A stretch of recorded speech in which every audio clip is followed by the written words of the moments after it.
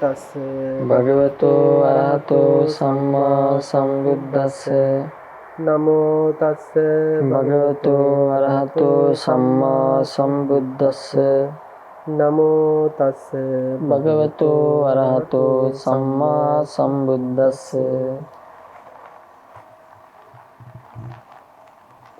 වැඩමවා වදාළ ගෞරවනීය ස්වාමීන් වහන්සේ ඇතුළු ලෝකවාසී පින්වන්ත ගුණවන්ත මහා සංඝරත්නයන් අවසරයි.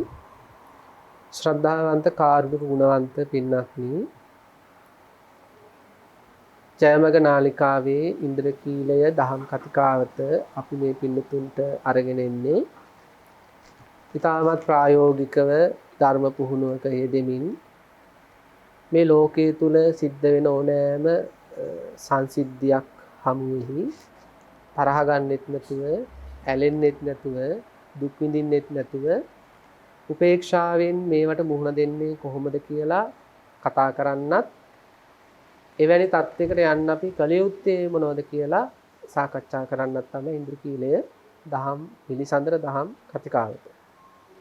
ඉතින් පින්වත්නි, අපි දැන් ආසන්න දින කිහිපයේම මහා පරිනිර්වාණ සූත්‍රය ඇසුරු කරගෙන තමයි මේ දහම් සාකච්ඡා ඉදිරියට කරගෙන ආවේ.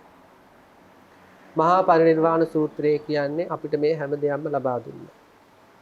මේ දහම් කතිකාවතට සම්බන්ධ වෙන්න අපිට අපේ භික්ෂු ජීවිත ලැබෙන්නත්, ඒ නිදහස් ජීවිතේ ලැබෙන්නත්, අපේ පින්නතුන්ට බණ ටිකක් අහලා හිත නිවා ගන්න, දන් ටිකක් දීලා පින් රැස් කරගන්න, සිල් රැකලා සුගතියට මඟ හදා ගන්න, සසර ජීවිතයේ අත්දකින්න ලැබෙන මහා සපතක් වුණ නිර්වාණය අත්දකින්න පවා හේතු වෙලා තියෙන්නේ මේට අවුරුදු ගානකට කලින් මේ ලෝකෙට පහළ වෙච්ච මහා කරුණාවේ ඇසක් බඳු අපේ සම්මා සම්බුදු පියාණන් වහන්සේ.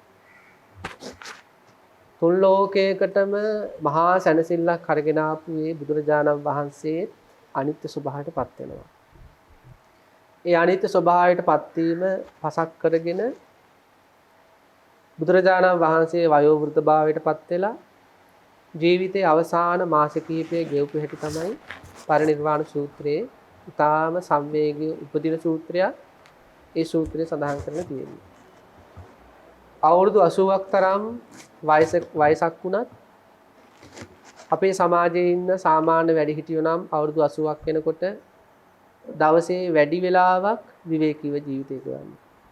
නමුත් අපේ සම්මා සම්බුදු පියාණන් වහන්සේ අවුරුදු 80ක් වෙච්ච අවසාන මාස තුනේ කොච්චරක්නම් කාර්ය බහුල වුණාද කියලා මේ සූත්‍රය බලද්දි හදාරද්දි අපි ඕනම කෙනෙකුට තේරෙනවා. ඉතින් අන්න එහෙම අවසාන මාස කිහිපයේ මේ තුන් ලෝකයක සත්‍යයන් තමන් වහන්සේ නිවිලත්, නිවෙන්න කැමති අය නිවන්න, නිවෙන්න අදහසක් නැති අයටත් නිවීමට අදහස් ඇති කරවල නිවන්න බුදු පියාණන් වහන්සේ කටයුතු කරපු හැටි මේ සූත්‍ර දේශනාවේ විස්තර වෙනවා. එහෙම බුදු පියාණන් වහන්සේ කටයුතු කරපු එක අවස්ථාවක් තමයි අම්බපාලි වනය කියලා කියන්නේ. අම්බපාලි වනයේදී සම්මා සම්බුදුරජාණන් වහන්සේ ශ්‍රාවකයන් දිරිගන්වමින් සතර සතිපට්ඨානය දේශනා කරනවා. පින්නත් අපේ ගෞරවනීය ස්වාමීන් වහන්සේත් එක්ක දැන් දින කිහිපයක්ම ඒ සතර සතිපට්ඨානයට අදාළ කායානුපස්සනාව, වේදනානුපස්සනාව, චිත්තානුපස්සනාව පිළිබඳව දහම් සාකච්ඡා කීපයක්ම සිද්ධ කළා. අද අපිට තියෙන්නේ ධම්මානුපස්සනාව පිළිබඳව සාකච්ඡා කරන්න. ධර්මයන්ගේ තියෙන අනිත්‍ය, දුක්ඛ, අනාත්ම කියන ස්වභාවයන් පිළිබඳව ප්‍රායෝගික තලයකට මනස අරගෙන ඒව තමයි ධම්මානුපස්සනාවෙන් කරන්නේ. ආයතන පබ්බය, කන්ද පබ්බය, චතුසත්‍ය පබ්බය, බොජ්ජංග පබ්බය, ඊළඟට නීවරණ පබ්බය කියලා.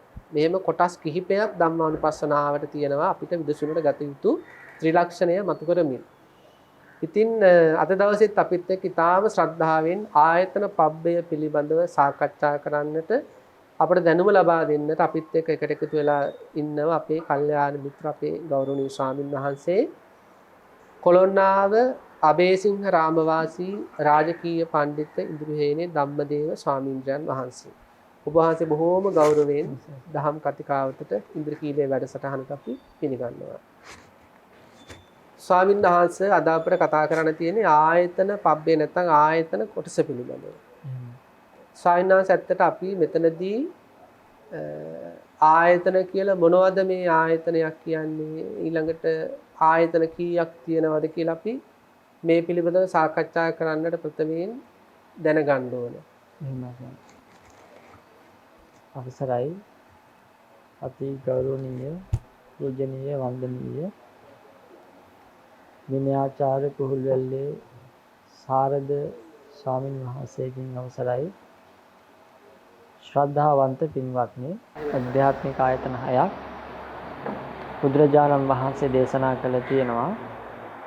බාහිර ආයතන 6 ඇරුණම අධ්‍යාත්මික ආයතන 6ක්. එහෙමයි. බාහිර ආයතන 6 හැරුණාම අධ්‍යාත්මික ආයතන 6යි. එතකොට චක්ඛායතනය, සෝතායතනය, ධානායතනය, ජීවායතනය, ඒ වගේම මේ කායායතනය, මේ ඒ වගේම මනෝ වශයෙන් හිත පිළිබඳව බුදුරජාණන් වහන්සේ දේශනා කළා තියෙනවා.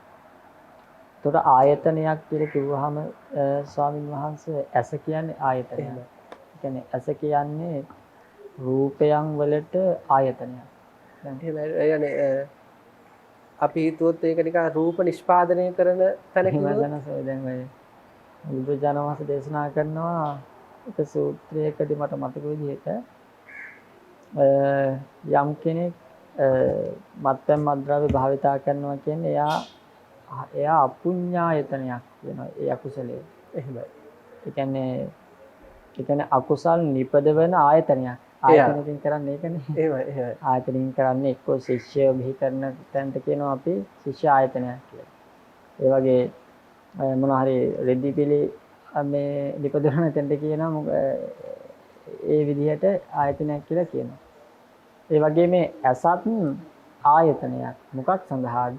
රූපයන් වලින් මේ චක්කු විඥානය ඇති කරගන්න. එන්නේ රූපයන් පිළිබඳව හැඟීමක් ඇති වෙනවා මේ චක්කායතනය. එතකොට දැන් ඒ රූප නිපදවීම තුල ඇති වෙන චිත්තචෛතසික ධර්මත් ඒ ආයතනයේම නිෂ්පාදනයක් වෙනවා. එතකොට එහෙමයි සනසිකද.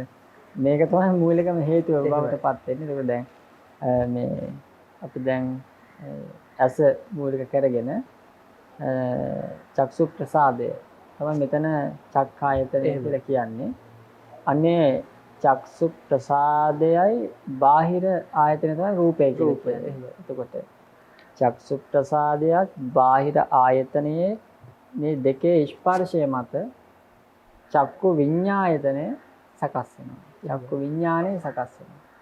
එතකොට මෙතන ශබ්ද කියලා කියන්නේ අපේ කන වැටෙන විදිහට කියනවා නම් කන. ඒතර ඒකේ සෝත ප්‍රසාදය. සෝත ප්‍රසාදේ කන නැමැති ආයතනයේ තමයි අධ්‍යාත්මික ආයතනය කියලා මෙතන සඳහන් කරන්නේ. අධ්‍යාත්මික ආයතනයට උපකාරයක් විදිහට ඒ ආයතනයේ නිෂ්පාදනය වෙන්නේ ශබ්ද. බාහිර ශබ්දය.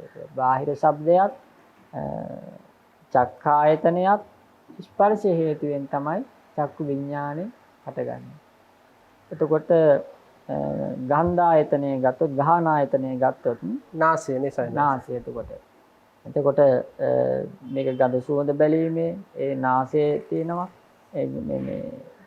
ඒ නාසයෙන් කරන්නේ බාහිර සුවඳ හෝ ගඳ නැත්නම් ගන්ධය හැපීම තුළින් මෙතන හට ගන්නවා ගාන විඥානය. ජීවායතනියත් එහෙමයි. මේ දිවේ තියෙන ප්‍රසාද රූප. එතකොට ඒ ප්‍රසාද රූපයත් හේතු කොටගෙන රස බැලීම් විදිහට ඒ බාහිර ආයතන උපකාර කරගෙන ජීවහා විඥානය සකස් වෙනවා. ඒ වගේම තමයි කාය වශයෙන් ගත්තාම කායනම් ස්පර්ශ බාහිරින් එන ස්පර්ශ. ඒතකොට ඒ ස්පර්ශ හේතු කොටගෙන කාය විඥානය සකස් වෙනවා. ඊළඟට දැන් මනෝ ආයතන ඒකත් මනසයි ධර්මයි. මනසයි ධර්ම. ඒකට මනසෙන් කරන මනසට ධර්ම ස්පර්ශ වුණාම එතන මනෝ විඥානය සකස් වෙනවා. එහෙම. එතකොට මේ විදිහට අධ්‍යාත්මික ආයතන 6 සහ බාහිර ආයතන 6 එකිනෙකට වුණවුන් හමුවීම තුල තමයි මේ චක්කු විඥාන, සෝත විඥාන ආදී ඇති වෙලා ඊට අදාළ කුසල හෝ අකුසල චිත්තචෛතසික ආදී මේ ආයතන හරහා ඇති වෙන්නේ. මෙතන තියෙන්නේ වුණවුන්ටම උපකාර වීමක් ස්වාමීන් වහන්සේ. එහෙමයි. ඒ කියන්නේ ඒ කියන්නේ මේවට තනියම කරන්න බෑ මේවා නේ තනියම ඉපදීමක් නෑ ස්වාමීන් වහන්සේ. දැන් උදාහරණයක් ගත්තොත් අපි කියමුකෝ චක්සු ප්‍රසාදය තියෙනවා. රූපයන. දැන් අපි කියමුකෝ රූපයට හේතු වෙන්නේ ආලෝකය. රූපය බලන්න පුළුවන් ආලෝකය. දැන් ඝන අන්ධකාරයක කොච්චර හොඳට චක්සු ප්‍රසාදය නිරෝධීවත් තිබ්බට රූප පේන්නේ නැහැ. ඇයි?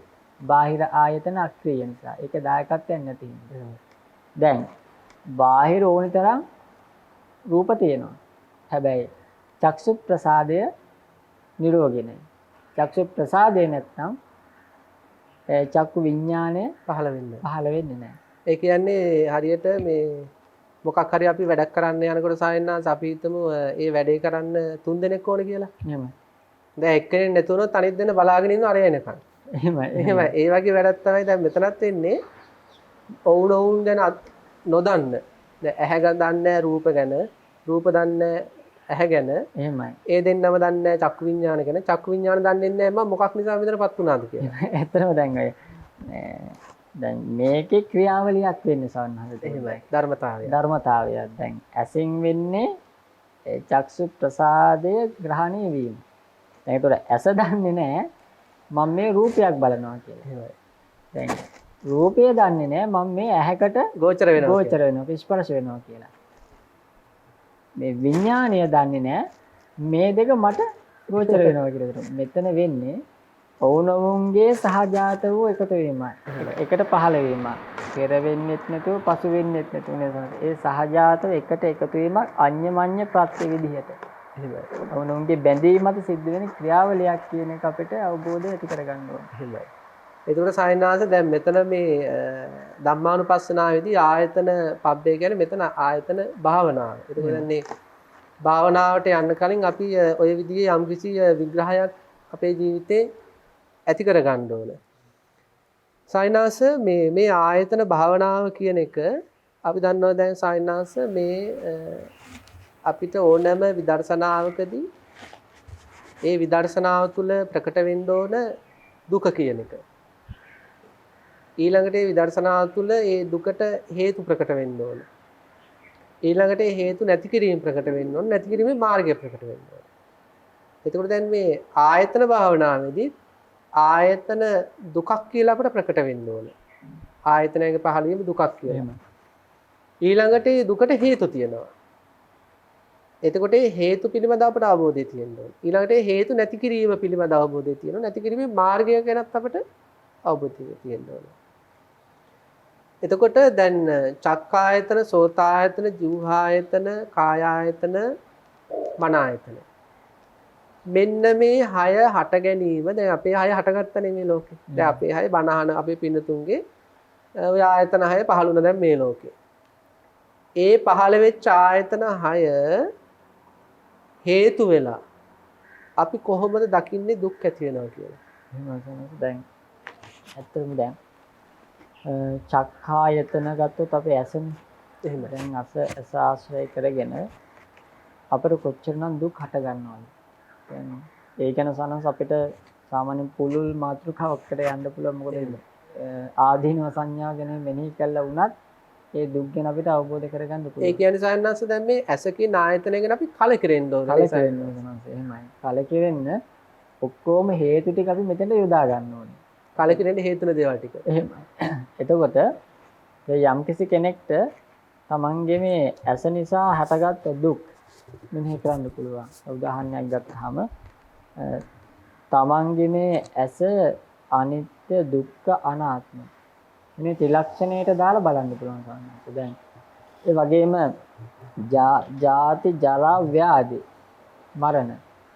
කවදා හරි දවසක මේෙන් අපිට කිසිම දෙයක් බලන්න බැරි දවසක් එනවනේ. يعني ආයි දැන් මරණ මංචකයේදී සාන්හංශ චක්සු ප්‍රසාදය ආයි නැතිම අවස්ථාවකට යනවා. ඒ කියන්නේ සාන්හංශ දැන් අපි හිතමු දැන් අපිට මේ හැම මොහොතකම හැම දුකකදීම හැම කරදරයකදීම මේ පනට පන ඉන්න යාළුවෙක් ඉන්නවා. එහෙමයි. මෙයා මුළු ජීවිත කාලෙම අපිත් එක්ක දුක සැප බෙදාගෙන අපි අඹ යාළුවෝ කියලා කියන්නේ ඉන්නවා. අපිට යම්කිසි දවසක මෙයා පිටු පෑවොත් මොකද වෙන්නේ? එහෙම ජීවිතේම කියලා හිතපු කෙනා. එහෙමයි. ඒතර ලොකු දුකක් ඇති වෙනවා. එතකොට දැන් අපිට මුළු ජීවිතේම ඇහැ සැප දෙනවා.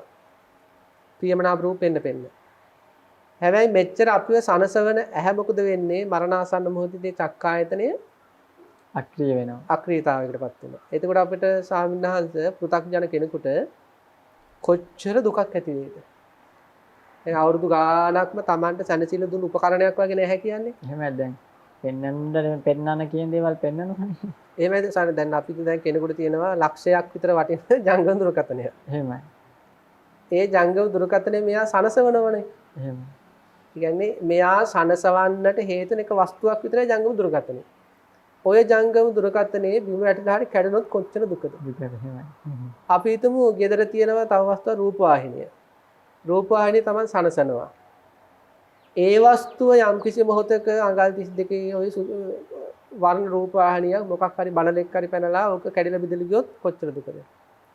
Tamanට වාහනයක් තියෙනවා ලක්ෂ 50ක 60ක.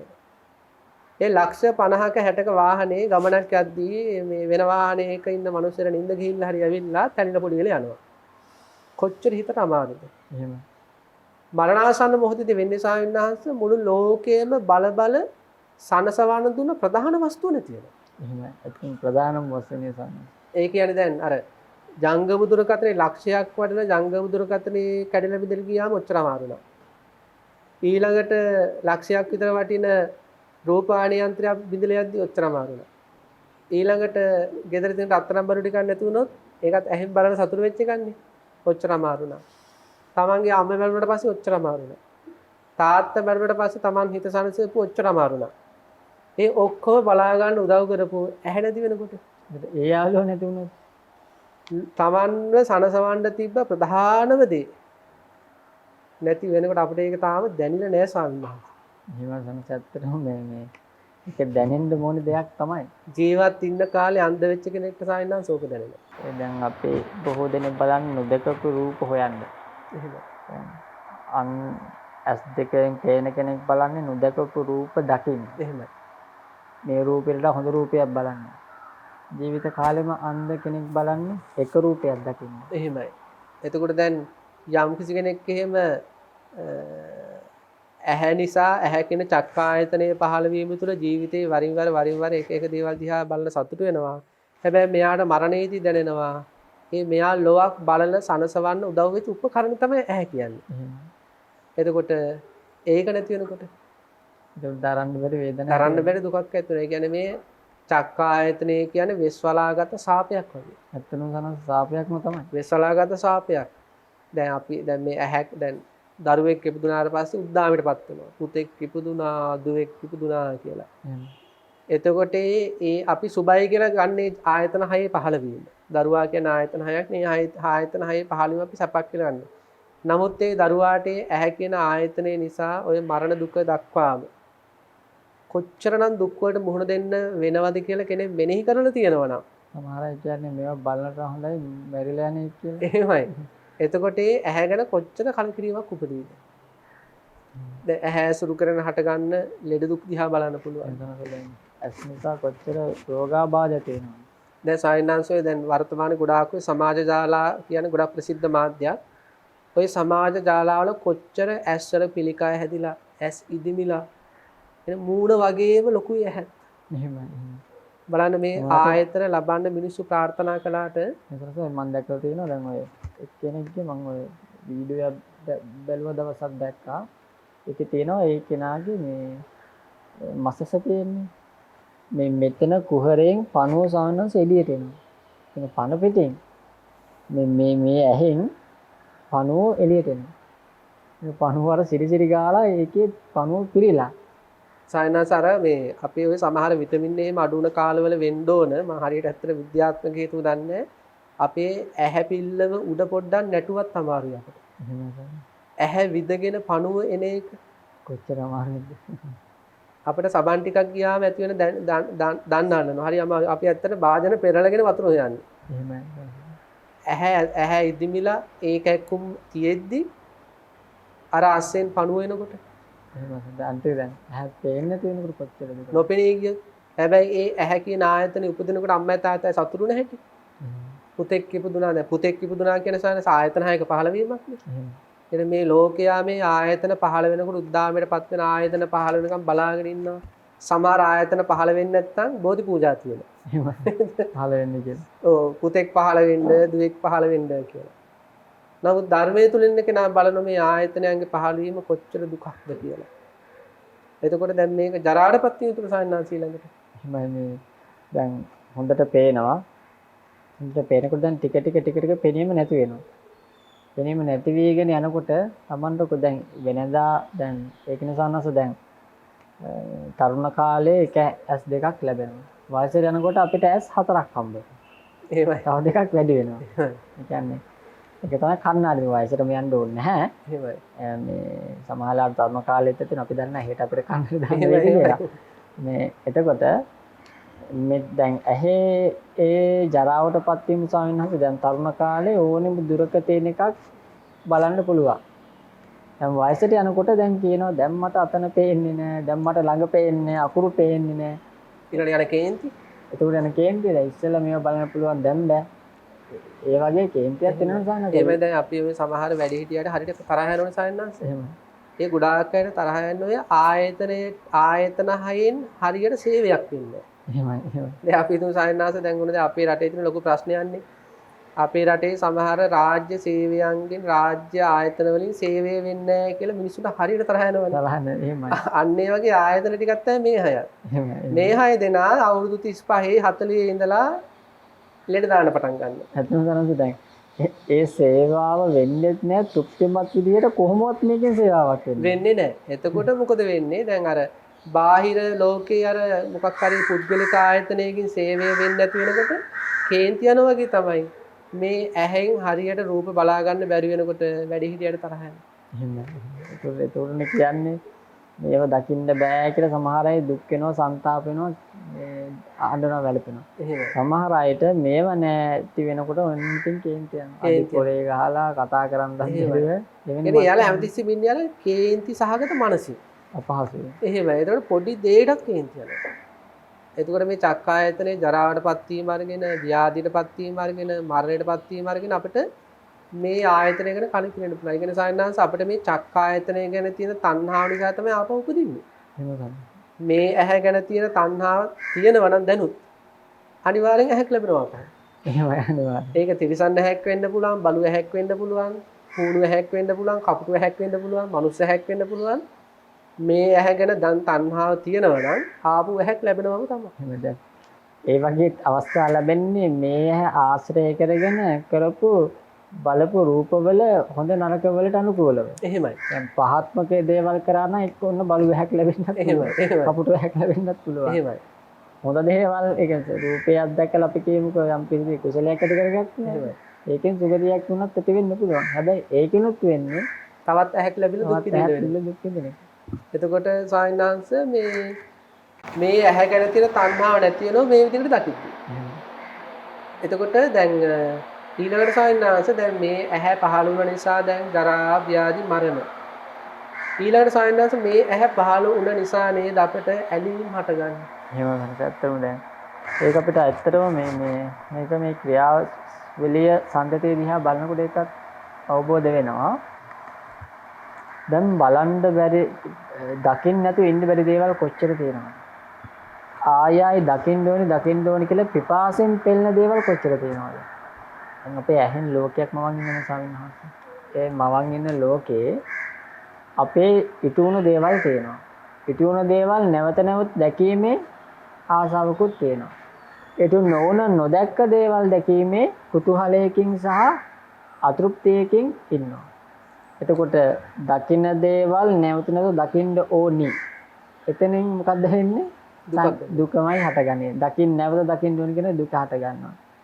දැකපු දේවල් නොදකින්න ලැබෙනවා. එතකොටත් දුකමයි ඇති වෙන්නේ. දැන් ආදරය කරපු කෙනෙක් දාලා යනවා. ආදරය කරපු කෙනෙක් මැරිලා යනවා. දැන් දකින්න නැහැ. එහෙමයි. ඒක සායනස දවසක් දීද කොහෙදින්නේ? සමහර ඒක මේ පීඩාව සානස කොච්චරද කියනවනම් ඉතින් ජීවිත පව නැති කරගන්න පෙළඹෙනවා කියන්නේ. ඉතින් ඒ තුලින් හටගන්න දුක කොච්චරද නේ සානස? දැන් ඇහෙන් දකින චක්කායතනයේ පහළ වීම නිසා අතීත තණ්හාදී හේතු වෙලා ඔන්න මෙයාට ඔහම ඇහෙන් දකින රූප ඇහැ සම්බන්ධව ගත්තොත් ඒ චක්කායතනයෙන් දකින රූප නිසා තණ්හාව ඇති වෙලා ඒවා මගේ කරගන්නවා. එහෙමයි. ඒ මගේ කර ගැනීම තුළ ඒවා මගේ වසඟේම තියාගන්න ඕන කියන දෘෂ්ටි ඇති වෙනවා. ඊළඟට ඒවා තමාගේ වසඟේ ඒව පවත්වා ගන්න බැරි වෙනකොට යන කේන්ති. ගෙවල් දොරවල් ඕකනේ ප්‍රධානම හේතුව රණ්ඩු වෙන හේතුව. එහෙමයි. අර ලැබිච්ච චක්කායතනයෙන් ඔන්න මොකක් හරි ශරීරයක් ගැන ආසාව ඇති වුණා. ආසාව ඇති වුණාට පස්සේ ඒවා මගේ වසඟයට ගන්න ඕන නෑ. ඉතින් මගේ කරගත්තා. අපි විවාහ වුණා කියලා. එහෙමයි. විවාහ වුණාට පස්සේ දැන් මගේ වසඟයට ගත් එක මට ඕන විදිහටම තියෙන්න ඕනේ කියලා අදහසින් ඉන්නවා. හැබැයි මට ඕන Tamanට ඕන විදිහට කතා කරන්න නැති වෙනකොට, Tamanට ඕන විදිහට උදව් කරන්න නැති වෙනකොට, Tamanට ඕන විදිහට ආදරය දෙන්න නැති වෙනකොට, Tamanට ඕන විදිහට Tamanගේ පරම්පරාවට සලකන්න නැති වෙනකොට, එහෙමයි. හරිද? Taman අකමැති විදිහට එයාගේ පරම්පරාවට සලකද්දී ඒක දකින්න කැමැත තියෙන්නේ. එහෙමයි. දැන් මොකද වෙන්නේ? Tamanට ඕන විදිහට වැඩ කටයුතු වෙන්නේ නැති වෙනකොට ඇතුළාන්තයේ දැවෙනවා, තැවෙනවා, පිච්චෙනවා. ඒවා එක මොහොතක පරුස වචන වශයෙන් පුපුරලා යනවා. තව මොහොතක මේ ජීවිත හානි වෙලා අවියාවිද අරගෙන කපල කොටලා. එතකොට ඕ වෙද්දී කාටවත් මතක් වෙන්නේ නැහැ ස්වාමීන් වහන්සේ මේ චක්කායතනේ පහළ වුණ හින්දායි මේ දුක කියලා. ඇත්තටම මේ පිපාසය ඇති වෙන්න හේතුව මෙන්න මේ චක්කායතනය. චක්කායතනේ පහළ වීම. ඉතින් ඒ විදිහට ස්වාමීන් වහන්සේ ඊළඟට කෙනෙකුට ගන්න පුළුවන් සෝතායතනය.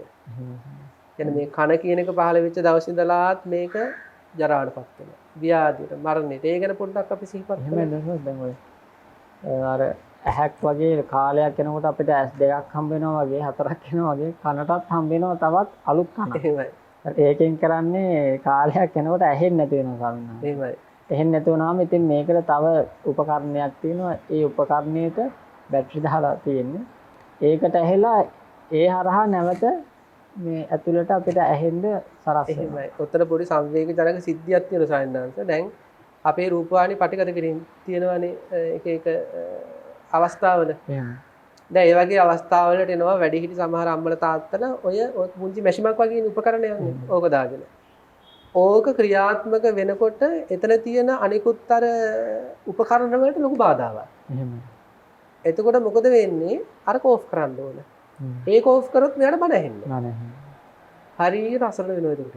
ඇත්තම ගන්නසේ ඒකකින් කොච්චර නේද මානසික දුකක් ඒක අනිත් එක. එහෙම ඒ උපකරණෙන් අමුතු සද්දයක් එනවා. ඒ සද්දෙනට ඔක්කොම එයා දිහා බලනවා. ඉතින් එයා දිහා බලන ඊට පස්සේ ඉතින් අර කට්ටිය කියන ඒ උපකරණය ඕෆ් කරන්න කියලා. මොකද නැත්තම් පටිගත කිරීම කරන්න බෑ. ඉතින් ඒ වගේ වෙලාවල් වලට ඒ කියන්නේ ඒ තිබිච්ච කනේ සේවය නැති වෙලා අලුත් එකක සේවය ලබා ගත්තත් ඒ සේවය ලබා ගන්න ගියත් දුක්ඛන්ත. ඒ සේවය ගන්න වෙන්නේ මේක මේ දුකක් හින්දානේ. ලොකු දුකක් නිසා. ඊළඟට මේ ජරාටපත් වීම ඊළඟට මේ දැන් ඔය යුද්ධ කාලේ බෝම්බ වලට එහෙම ගොඩක් අය අහු වුණා. සමහර අයගේ අපි කියන්නේ කන්නඩි පුපුරනවා කියලා. එහෙම වුණාට පස්සේ සායනනාද කන් ඇහින්නේ නැහැ. කන්නඩි පුපුරනවා. එතකොට අර සෝතායතනයේ ලැබුණ අතීත යම් හේතුන් නිසා දැන් කන් දෙකෙන් අවුරුදු 20ක් 25ක් 30ක් හිටියා බෝම්බ එකට අහු වුණා කන් ඇහෙන්නේ නැහැ. ඊට පස්සේ කන් ඇහෙන්නේ නැති කෙනා විඳින දුක. නෝන අඬ ගහනවා ඇහෙන්නේ නැහැ. දරුවන ගහනවා ඇහෙන්නේ නැහැ. පිටිපස්සේ වාහන ඇවිත් නලා ගහනවා ඇහෙන්නේ නැහැ. සායනාස අපි දන්නවනේ අපේ ජීවිතවල දැන් පිළිතුන් දන්නවා. තමන්ගේ ජීවිතවල යම් කිසි කෙනෙක් තමන්ට සැරයක් දෙසරයක් අඬ ගහලා තමන්ට ඇහුන්නේ නැත්නම් ඊට පස්සේ අමතන විදිය. අමතන දෙයමයි. දැන් අර පුද්ගලයා මැරෙනකම් මේක විඳින්න ඕන සායනාස. අනිත් එක සමහර දැන් කෙනෙක් කියන දේ ඇහුන්නේ නැතුනහම ඒ කියන එක තේරුම් ගන්න කොච්චර මහන්සියක් ගන්නවද ඒ කට දිහා බලාගෙන ඇත්ත සායනාස. මට ඒ අත්දැකීම් තියෙනවා අපේ එක උපාසක කෙනෙක් ඉන්නවා යා පූජාවටත් වෙනවා හැමදාම වගේ.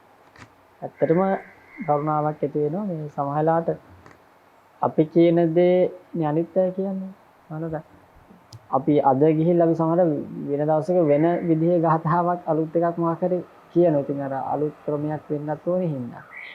ඒකට අරයා කියන්නේ අර කියන තාලෙටම මේ විදිහටම කියනවා. ඒ කොච්චර අසරණ කමක්ද. අනිත් ඔක්කොම එයා දිහා බලනවා. ඒ අසරණ කම සායනාස පැයකින් අවසන් වෙන්නේ නැහනේ. මැරෙනකම්. අනිත් යාර ඇතුළේ මානසික දුක් සාහනයි. මම මගේ කන ඇහෙන්නේ නැහැ. ඒකට කනකට සාහනසෙම යන්න හිතෙන්නේ නැහැ. ඒකට ඒ කියන්නේ මේක මේ අපට වුණත් හෙට වෙන්න පුළුවන්. බනහන ඔය පින්වුතුන්ට උනත් හෙට වෙන්න පුළුවන්. දැන් මේකට හේතුව අපි මේ වගේ ආයතනයක් ලැබපු එක. මේ වගේ ආයතන විශේෂ තියෙන ආසාවල්. ආසාවයි. ඒ ආසාව නැති වෙන්නේ අපි මෙහෙම මෙනෙහි කරන්න ඕනේ. එහෙමයි නේද? ඒ ගැන හැඟීමක් ඇති කරගන්න තමයි මෙන්න මේ ආයතනයේ ඇති අනිත්‍ය ලක්ෂණය පිළිබඳව නේද? දැන් අද මං අද කණෙන් අහනවා කියනකොට දැන් මන් දන්නවද තව ශනේකින් මගේ ඇහිම නැති වේද ඇති වේද කියලා මන් දන්නේ නැහැ. තව ශනේකින් නැති වෙන්න පුළුවන්. ඒ වගේම අනිත්‍ය වශයෙන් දුක්ඛ වශයෙන් ඒක දුකමනේ තියෙන්නේ. ඒ වගේ මේක ව්‍යාධි වශයෙන් ගත්තොත් තව මොහොතකින් මේ කනේ මොන රෝගයක් හටගන්නේ. එහෙමයි සමහර රෝග තියෙනවා ස්වාමීන් වහන්සේ මේ කන් වලින් පණු වෙනවා. එහෙම රෝග තියෙනවා.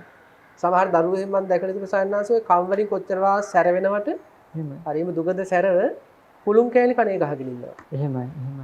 එතකොට ඒ වගේ ස්වාමීන් වහන්සේ දැන් මොන වගේ රෝගයක් මොන වගේ දුකක් ඊළඟ මොහොතේ මේ කලින් උපද්ද වයිද කියලා අපිට තඹ දොයිතයකවත් විශ්වාසයක් තියන්න බෑ. දැන් සයන්නාංශ මම මේ ළඟදී දැනගත්තේ අපේ රටේ එක්තරා තරුණියක් බොහෝම ධනවත් පවුලක.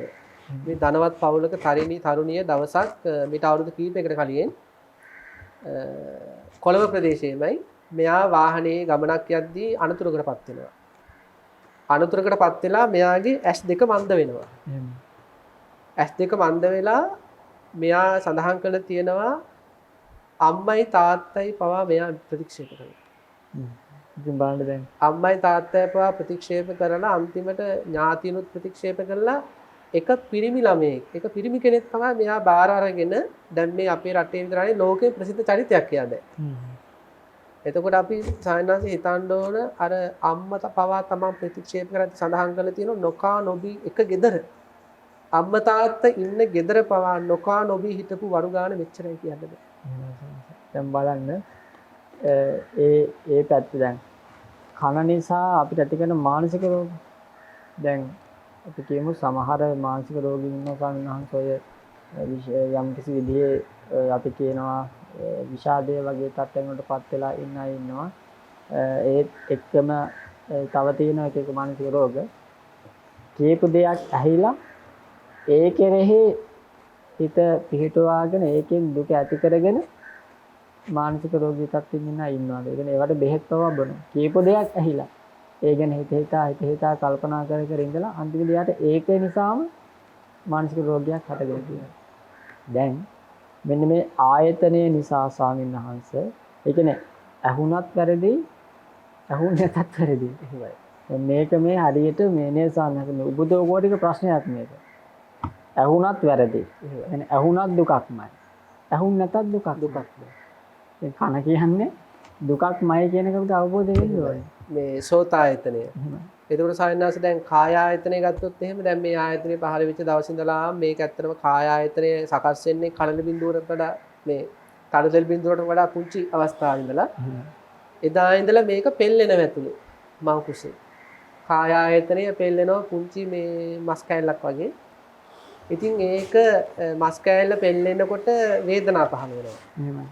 එතකොට ඒකේ ටිකෙන් ටික මේ කාය ආයතනෙන් පස්සේ ඕන චක්ක ආයතන ගොඩ නැගෙනවා සෝත ආයතන ගොඩ නැගෙනවා ජීවහා ආයතන ගොඩ නැගෙනවා ටිකෙන් ටික මේ ආයතන ටික දලු දාලෙන ගහක් වගේ මේ අර බුබුලු පහක් අතගෙන නේද එහෙමයි බුබුලු පහක් කියලා තියෙන්නේ එහෙමයි ඉතින් ඊට පස්සේ මොකද වෙන්නේ අර එහෙට පෙල්ලි මේ ආයතන ටික තැලි පොඩි වෙවි මිරිකි දුක දහමන මේ තැනක මෞකුසක ශරීරයක කාලයක් ඉඳලා එළියට එනවා ඉතින් එළියට ආවට පස්සේ සායනහස බලන්නේ ඒ කාය ආයතනයේ අර වතුර දාද්දි ඊළඟට පිහිදද්දි ඉතින් මරහඬ දීලා අඬනවනේ දැන් ඔය අම්මා කෙනෙක් කුසේ ඉන්න දරුවෙක් විඳින දුක දන්නේ නැහැ දරුවෙක් පයින් ගහනවා කියනවා දඟලනවා කියනවා දැන් හැරෙනවා කියනවා මේ ඔක්කොම කරන්නේ ඒ කායික වේදනාව දරා ගන්න බැරි කමට ඇත්තටම ඒ දරුවා ඒ කියන්නේ ඉපදීමෙන්ම වැඩි දිනු භාවයකටපත් වුණු දරුවෙක් නම් අම්මට ඒ දරුවා කෙරේ ඒ හැඟීම් ටික දකින්න පුළුවන්කමකුත් තිබ්බනම් එයාම බඩපල්ලා හරි ඒ දරුවා අරගන්නවා. ඇයි? දරුවා කෙරේ තියෙන හැඟීම දැන් අම්මා කෙනෙක් එළියේ ඉන්නකොට දරුවෙක් කිසිම දුකක් වෙනවට කැමති නැහැ. කැමති නෑනේ. ඒ කියන්නේ දැන් අදුම තරමේ පෙරලියමෙන්වත් දුකක් වෙනවට කැමති නැහැනේ. එතකොට දැන් පුංචි දරුවෝ ඉන්න දෙමව්පිය මොකද කරන්නේ? ටික මොහොතින් මොහොත දරුවෝ එහෙට පෙළෙනවා මෙහෙට පෙළෙනවා. ඒ කියන්නේ බුදුරජාණන් වහන්සේ පින්නත් දේශනා කළ තුන මේක නිරා දුකක්. එහෙමයි සාමාන්‍ය. මේ අපි මනුස්ස ජීවිතයේ ඉපදීමත් මරණයත් අතර විඳින දුකට වඩා දසදහස් ගුණයක ඒ කියන සාන්නංශ දැන් ඔය මව් කුසේක ඔය කාය ආයතනය තුන දුක් වේදනා දෙකක් අතර සැප වේදනා නැහැ. එහෙමයි. දැන් නිර්යාදිතම වල මේ සැප වේදනා කියලා දෙයක් නැහැ. අතරක් නැතුව දුක් වේදනා. මේක නේ ලෝකම නිරයක් වගේනේ දේශනා එහෙමයි සාන්නංශ. එතකොට මේ දරුවා මේ ආයතන ටික පහල කරගෙන අතීත හේතු නිසා පහල වෙලා යා කරගෙන නෙමෙයි. අර මව් කුසක් තුල මාස 9කට ආසන්න කාලයක් අකන්න දුක් වේදනා වගේක් විඳ ඉතින් ඒ ටික විඳින්නේ ආයතන පහල නිසා. එහෙමයි. දැන් ඔය මව් කුසේ ගත්තොත් සානහම දැන් රස්නියෙන් පීඩා විඳින්න වෙනවා. මේ සානහස ඊළඟට කොච්චරනම් පීඩා විඳින්න වෙනවද? ඊළඟට දැන් මව් කුසෙන් එළියට ආවට පස්සේ කාලයක් යනකම් උඩු බැලිය අතට. උඩු බැලියට කෙහෙල් කොටයක් කපලා තිබුවා වගේ උඩු බැලිය අතට ඉන්න ඕනේ. ඉතින් ආර්යයාගේ අතට යනවා, මෙයාගේ අතට යනවා. දැන් අපිට නම් ස්වාමීන් වහන්සේ අපි මේ තේරුම් ගන්න ඕනේ. අපිට දැන් හිටපු ගමන් දවල්ට නාන්න හිතෙනවා. එහෙමයි. වෙලාවකට රැයට නාන්න හිතෙනවා. වෙලාවකට උදේට බෑ කියලා හවස නාන්න හිතෙනවා. දැන් ළමයෙකුට එහෙම කියන්න පුළුවන්ද මට උදේ නාන්න ඕන. දැන් උඩු බැලේ අතට ඉන්න දරුවෙකුට මට දවල්ට නාන්න ඕන. මට දැන් කන්න බෑ. අර වචනයක් හරියට කතා කරන මට්ටමට එනකන් අම්මලා ඔහෙ දෙනවා. ඔහෙ නාවනවා. නාවන වෙලාවට නාන්න ඕනේ. එහෙමයි. එතකොට ඉතින් අකමැති නම් මරහන දීලා අඬනවා. එතකොට ඒ වගේ ජීවිතයකට අපි යනවා මේ කාය ආයතන ආදී ගැන තියෙන තණ්හාව දුරු කරගත්තේ නැත්තම්. එහෙමයි දැන් අපි කනවා, අපි බොනවා, අපි නානවා, අපි නිදිනවා. අපි ඉරියව් මොහොතින් මොහොත මාරු කරනවා. ඇත්තටම අපි දකින්න පුරුදු වෙලා තියෙන ඒක මේ සපක් විදිහට. දැන් පුටුවේ වාඩිලා ඉන්නකොට කකුල් රිදෙනකොට නැගිටිනවා. නැගිටිනකොට අපි හිතන්නේ දැන් සැපයක් තමයි මම ලැබුවේ කියලා. හැබැයි සැපය ලබන්නට නොව ඒ නැගිටින්න සිද්ධ වුණේ දුකක් නිසා කියන අවබෝධය නැහැ. ඒ කියන්නේ අපි එක ඉරියව්වක් තුල ඉඳලා දුකයි කියලා තවත් ඒ වගේම දුක් උපදවන ඉරියව්වකට මේ ගිහින් තියෙන්නේ. එහෙමයි. දැන් මේ ලෝකේ සැපවත්ම සෝපාවක් ගත්ත කියමුකෝ. ඒකෙත් ස්වාමීන් වහන්සේ උපරිම පැයක් ඉන්නකොට එපා වෙනවා. ලක්ෂ ගණන් දීලා ගත්තත් එහෙමයි. පැයක් යන්න කලින් දුක් වේදනා කාය වේදනාව ඇති වෙනවා. මොකද මේ ශරීරය කියන්නේ ස්වාමීන් වහන්සේ දුක්ම නිපදවන්න මේක ඇත්තටම දුක්ඛායතනයක්. දුක්ඛායතනයක්. කියන්නේ මේ මොහොතින් මොනවද මේ කරන්නේ කියන්නේ ඔළුව පොල්ලන්නේ, ඔළුව පද්දන්නේ, කකුල් දිගාරෙන්නේ, නවන්නේ නේ, රතපය එහෙට මෙහෙට කරන්නේ, කොන්ද දිගාරෙන්නේ, කොන්ද හකුලවන්නේ. හේතු වෙන්නේ. මේ ඔක්කොම කරන්නේ මේ දුකෙන් නිදහස් වෙන සාමාන්‍ය. දුකෙන් ගැලවෙන්න මේක හැමතිස්සෙම දුක් දෙනවා. අපි කරන්නේ අර පැත්තට පෙළි මේ පැත්තට පෙළි ඇවිද වාඩි වෙවි. එහෙමයි දැන් ඇත්තටම අර්ථකථනය වෙනවා මේකට මේ සැප දෙන්න තමයි මේ කරන්නේ කියලා. අපි මේ සතුට වෙනවා කියන්නේ දුක නැති කරන්න පුංචි උපක්‍රම කරනවා. හැබැයි ඒ කරන උපක්‍රමත් හරිම සාර්ථකයි. එහෙමයි අසාර්ථකයි. ඒ කියන්නේ සනස දැන් අපි කියමුකෝ මොකක් හරි ප්‍රශ්නයක් වුණාම අපි ගන්නවා මේක තමයි හරිම තීන්දුව කියලා. මේකද හරිම තීරණය. මේක තමයි හරිම තීරණේ අරගත්තාම ඒ තීරණේ බලාගෙන ගියාම අරක වගේම තීරණයක්. එහෙමයි. ඔහොම ජීවිත කාලෙම ගත්තාම එයාට හිතෙනවනේ මේ එක තීරණයක්වත් වැඩක් නෑ කියලා. දැන් අපටත් එහෙම හැඟීමක් එන්න ඕනි. අපි මේ කයේ නොයේක් දේවල් නිසා අපි මේ සැප කියලා අපි හොයාගෙන යම් දේවල් කරනවා. හැබැයි මෙතෙන්දිත් වෙන්නේ ස්වාමීන් වහන්සේ දුක නැති කරන්නට අපි තවත් දුකක් හදාගන්නවා. ප්‍රතිකර්ම භාවිතා කිරීම. එහෙමයි. ඒ ප්‍රතිකර්මයට තවත් දුක් හට ගන්නවා. අන්තිමේ මේ ඉරියව් මාරු කරන්නේ අපි හැම දෙයක්ම කරන්නේ කන්නේ, බොන්නේ, නාන්නේ, නිදියන්නේ මේ ඔක්කොම කරන්නේ මෙන්න මේ කයේ දුක සංසිඳවා. එහෙමයි. දැන් සායනස මම ළඟදී දැක්කා එක මේ යතුරු පැදියක්. යතුරු පැදියක ස්කූටරයක්. ස්කූටරයක් කඩයක් ළඟ නතර කරලා ගෑනු ළමයෙක් මොන හරි දෙයක් අරගෙන ඇවිල්ලා නැවත ස්කූටරේ ස්ටාර්ට් කරන්න හදද්දී මෙයා වැටෙනවා. මෙයා වැටෙනකොටම දුවගෙන යනවා තව පිරිමි ළමෙක් කිට්ටුව ඉන්න. තව කීප දෙනෙක් එනවා. එක පිරිමි ළමෙක් ඇවිල්ලා මොකද කරන්නේ? එකපාරට අර ස්කූටරේ උස්සනවා. උස්සනකොට මේක ස්ටාර්ට් වෙලා ඉස්සරහට විසිවල යනවා. අර ළමයාත් ඒක විසිවල යනවා. විසිවල යන්නේ පාර පැත්තට. එතකොටම කන්ටේනරයක් එනවා. කන්ටේනරේ රෝද අර ඩබල් රෝදනේ තියෙන්නේ. ඒ රෝද දෙකක් අස්සේ මේ ළමයි හිර වෙන කියන්නේ මැරෙනවා. කියන්නේ ඒ වගේ මේ ආයතන ලැබුණාට පස්සේ කාය ආයතන ලැබුණාට පස්සේ අපිට ඒ ආයතන හේතු වෙලා එක එක අත් කැඩෙනවා, කකුල් කැඩෙනවා, ඒ වගේ යුද්ධ වලට අහු වෙලා එක එක දේවල් වෙනවා, වාහන වලට අහු වෙනවා. මේ දැන් තව එකක් දැක්ක මම දැන් නාන්න ගිහලා දියැලකට. හොඳසන. නාන්න ගිහිල්ලා 20ක් විතර. දැන් පිරිවි ළමයි එහෙම කරන්නේ මොකද්ද? ටිකක් ඔය මේ මෙන්න මෙහෙම වගේ ඇලේට තියෙන ගල්තලා උඩ ඉඳලා දැන් අර අපි ඒවට කියන සාමාන්‍ය බුරුස් පදිනවා කියලා. ලිස්සල එනවා. ලිස්සල එනකොට දැන් කාන්තාව ටිකක් ඉන්නවා දැන් ඒ ඉස්සරහා හිටගෙන. මෙහෙම ඉස්සරහට දැන් පල්ලෙහාට මෙහෙම පැදගෙන එන කෙනෙක් එක්කෙනෙක්ගේ කකුල් දෙක හැප්පිලා යන්නේ. අර කාන්තාව මේ අතර වැටෙනවා. ඔළුව වැදෙන එහෙම පිටිපස්සේ ගන්නේ. ඒ වගේ මේ අපිට මේ අතීත යම් හේතු නිසා මේ කාය ආයතනයක් ශරීරයක් ලැබුණ තමයි සායනස. නමුත් මේක නිසා විඳ දුක මෙච්චරයි කියන්න බෑ මේ ජීවිතේ. ඇත්තම සාස විඳ දුක මෙච්චරයි. දැන් විඳින දුක ඊළඟට විඳවන්න එන දුක ඊළඟ දැන් මේ කාය ආයතන ආදී ආයතන 6 ගැන තියෙන බාහිර ආයතන ගැන තියෙන තණ්හාව දුරු නොකළොත් ඉස්සරහට භව කීයක් අපායට ගියත් එතන තියෙන ආයතන තිරිසන් ලෝකේ. එතන සානස ඇත්තටම මේ කිසිම සැනසීමක් නැහැ. දැන් නිරේටි ගත්තේ මෙතන තියෙන ආයතන 6ක්. එතන තියෙනවා චක්ක ආයතන තියෙනවා සෝත ආයතන තියෙනවා ගන්ධ ආයතන තියෙනවා ජීව ආයතන තියෙනවා කාය ආයතන තියෙනවා මන ආයතන තියෙනවා.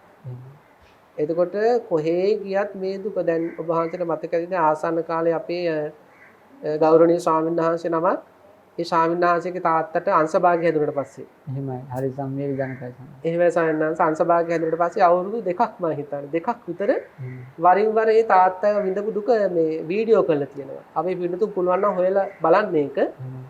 ශරීරයේ කකුල් වලින් පැලිලා නේද කකුල් පැලිලා ඊළඟට ඇඳ තුවාල ඇවිල්ලා ඊළඟ මල මුත්‍ර දාගෙන එහෙමයි ඇඳ තුවාල ආවට පස්සේ පින්නත්නි ගුහාව වගේ ඇඟ ඇතුළට මේ සිදුරු හැදිලා ඊළඟට අර මේ මොනවද පාන්තිර වගේව ඇතුළට දම දාන කතුරින් දාන දම අදිනවා අපහු සැරව ගන්න.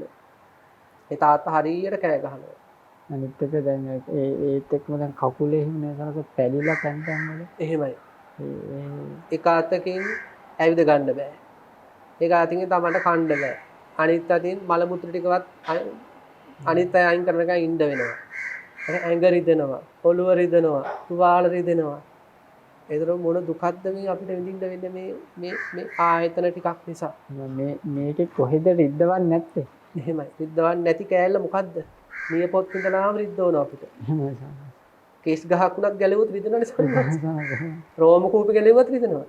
රිදෙන්නේ නැති තැනක් නෑ. රිදෙන්නේ නැතරක් නෑ. ඉතින් මේ වගේ ආයතන තමයි මේ අවබෝධය නැති නිසා ආයතන ගැන අවබෝධය නැති නිසා සාවිනාස ආයතන පතනවා. සුගතිය පතනවා. සුගතිය පතනවා කියන්නේ මා ආයතන ටිකක් පතන්නේ මෙයා. අනිත් අයත් එක්ක යන්න පතනවා. ඊළඟ භවෙත් මගේ පුතා වෙන්නේ. ඒ කියන්නේ දෙන්නම එකට යන්න හදන්නේ. දෙන්නම දුක් විඳින්න මේ. දෙන්නම මේ වගේ ටිකක් අරගෙන දුක් විඳින්න හදන්නේ. මහත් යනවා මේ ඔයත් එන්න කියලා පතාගෙන යනවා. අපි දෙන්නේ හේදි හමු වෙමු. ආයි මේ දුක් ටිකම විඳිමු. එතකොට මේ ආයතන චක්කායතන, සෝතායතන, ගානායතන, ජීවආයතන, කායායතන ඊළඟ මන ආයතන. ඉතින් මෙන්න මේවා නිසා මේ හටගන්න ජාති දුක, ජරා දුක, කියන්නේ මේවා හටගැනීමේ දුක, ජරා දුක, ව්‍යාධි දුක, මරණ දුක ඊළඟට මේවා නිසා හටගන්න ශෝක. එහෙනම් දැන් මේ ඔක්කොම ආයතනයන් වලින් සනස එක් ආයතනයන් වලින් දුක හට ගන්නවා. දැන් මේ ආයතනයන් නිසා මානසිකව දුක අපිට එහෙමයි ඇති කරනවා. එහෙමයි. දැන් අපි කියමුකෝ දැන් කෙනෙක් හොඳට තරුණ කාලේ වැඩ කටයුතු කරන් හිටියේ මේ එක්තැන් වෙනවා. මෙයාට එක්තැන් වෙන්න වෙනවා. එතකොට මෙයාට මානසික පීඩාවක් එනවා. ඒ කියන්නේ දෙපැත්තකින්ම ගහනවා වගේ කෙනෙක්. කායික කාය ආයතනෙන් ඇති වෙන දුක් එක පැත්තකින් ගහනවා. එහෙමයි. අනිත් පැත්තේ මානසික දුක් මේ අපිට ඇති කරනවා. දෙපැත්තෙන්ම වේදනාවක්. හරි හරියට අනිසානස් මොකද එක්කෙනෙක් මැදට දෙන්නේ දෙපැත්තෙන් පොළු දෙකකින් ඔලුවට ගහනවා. මොකද හැම වෙලාවෙම මේක මේ තෙරිපි දුක් විඳිනව තමයි ඉඳ වෙලා තියෙන්නේ. එතකොට දැන් ධර්මයක් නැති විපස්සනාවක් නැති කෙනෙකුට දැන් ඔහොම තත්වයකට මුහුණ දෙන්න සිදු වුණොත් කාගේ සරණක්ද? එහෙමයි. එතකොට අන්න ඒ විදිහට පින්නත්නි චක්කායතනය අරගෙන චක්කායතනයේ තුල හටගන්න ජාති ජරා ව්‍යාධි ශෝක පරිදේ දුක්ඛ දෝමනස ඔක්කොම දුක්ඛ ස්කන්ධය ගන්න පුළුවන්. එහෙමයි. සයනසි ඊළඟට සෝතායතනය අරගෙන සෝතායතනයේ තුල හටගන්න ජාති ජරා ව්‍යාධි ශෝක පරිදේ දුක්ඛ දෝමනස ඔක්කොම ටික ගන්න පුළුවන්. එහෙමයි. ඊළඟට ගානායතන, ජීවහායතන, කායායතන, මනායතන. ඔය ටික හට ගැනීම තුල ඔය හැම එකක් තුලම ජාති ජරා ව්‍යාධි මරණ ශෝක පරිදේ දුක්ඛ දෝමනස කියන ඒවා අප්‍රමාණව හටගන්න. ඒ එකින් එක අරගෙන මානසිකාර කළොත් මෙයාට ආයතන ගැන සාමින්හස නිබ්බිදාවක් කලකිරීමක් ඇති වෙනවමයි. ඇති වෙනවමයි. මේ ඒ ඇතිවීම තුළ මෙයාට ආයතන ගැන තියෙන තණ්හාව දුරු වෙනවා. ඊළඟට සාමින්හස දැන් මේ වගේ ආයතන ටිකක් අපිට ලැබුණේ ඇයි කියලා කෙටියෙන් කතා කරන්න ඕන වෙලාව අනුව. එහෙනම් දැන් මෙහිම ආයතන ටිකක් ලැබුණේ අපිට තණ්හාව මූලික කරගෙන. දැන් පටිච්ච සමුප්පාද බුදුරජාණන් වහන්සේ දේශනා කරනවා ස්වාමීන් වහන්සේ විශේෂයෙන්ම මේ අවිජ්ජා සංකාර විඥාන ඒ විදිහට දේශනා කරන අවිජ්ජා පත්‍ය සංකාරා සංකාර පත්‍ය විඥානං විඥාන පත්‍ය නාම රූපං නාම රූප පත්‍ය සලආයතන. එහෙමයි. සලආයතන කියන්නේ එතකොට අවිද්‍යාව හේතුණා සලආයතන වලට. සලආයතන වල දැන් අවිද්‍යාව මූලික වෙලා සාමනහස මේ සලආයතන සංකාර හතක සංකාර කියන්නේ මේ පුඤ්ඤාභි අපුඤ්ඤාභ ආනිඤ්ඤාභි. දැන් ඒක හේතු සාමනහස එතන අවිද්‍යාව කියන්නේ මේ ආයතන ගැන තියෙන අනවබෝධය. එහෙමයි සාමනහස. ආයතන අනිත්‍යයි කියලා දන්නේ, ආයතන දුකක් කියලා දන්නේ, ආයතන අනාත්මයි කියලා දන්නේ. එහෙමයි. ඒ නිසා පුඤ්ඤාභි සංකාර ආදී හදනවා. හදනවා සමහර. ඒතර ඒ නිසා තමයි අර භවය පිළිබඳව තණ්හාවක් ඇති වෙන්නේ. එහෙමයි. එතකොට දැන් මෙයාට මේ ආයතනය ගැන අවබෝධය නැති නිසා මෙයාගේ ඒ අවිද්‍යාව නිසා පුඤ්ඤාභි අපුඤ්ඤාභි ආනන්දයාභි සංකාර. එහෙමයි. ඒ සංකාර නිසා මෙයාගේ සංකාරපත්‍ය විඥානය. විඥානය. ප්‍රතිසන්දි විඥානේ පහළ වෙනවා. එහෙමයි. ප්‍රතිසන්දි විඥානේ පහළ වීම නිසා ඊළඟට නාම රූප පහළ වෙනවා. නාම රූප පහළ වීම නිසා ටිකෙන් ටික අර අපි වහන්සේ කතා කළාගේ බුබුල් පහ දානවා වගේ මේ කාය ආයතන ඉඳලා ටිකෙන් ටික අනිත් ආයතන. එහෙමයි. දැන් ඔය ඒක සනස බුබුලු පහට ගන්න ක්‍රමේ නම් මුලින්ම දේශනා කරනවානේ. එහෙමයි. පහළ වෙන තැන ඉඳලම කාය ආයතන. එහෙමයි. මොකද්ද පටමංකලලන් හෝති ද්විතියංච හෝති අබ්බුදන් මේ විදිහට ඒ ක්‍රමවේදයේ පිළිබඳව දේශනා කරත් ඉතින් ඒ අර ඒ පහළ වීම ස්වාමීන් වහන්සේ පහළ වුණ තැන ඉඳන්ම දුකක් වෙන විදිහ. එහෙමයි. නේද අපි හිතන්නේ අපි මේ මුංචි ඇහැට නොපෙනෙන තැනකින් මේ වගේ ශරීරයක් හැදලා තියෙන්නේ කියලා. එහෙමයි. නොපෙනෙන රූප කලාපයකින් හැදලා තියෙන්නේ කියලා. මේක බාහිර තඹු බිත්තරයක් වගේ. එහෙමයි. එකකින් තමයි බුබුලු දාන්නේ. ඒකට ඒ ගැන අපිට හැඟීමක් නැද්ද? තමයි ඒතකොට එවැනි වූ මට්ටමක ඉඳන් මේ දක්වා අර අතීතයේ හේතුන් පිළිබඳ ඒ පටිච්ච සමුප්පාදය පිළිබඳව අපිට අවබෝධය ඇති වෙනවා. ඒ හේතු ටික දකින්න පුළුවන්කම තියෙනවා. මොකද අවිද්‍යාව නිසා ඇති වෙනවා මේ සංකාර නිසා ඇති වෙනවා විඥාන නිසා ඇති වෙනවා නාම රූප.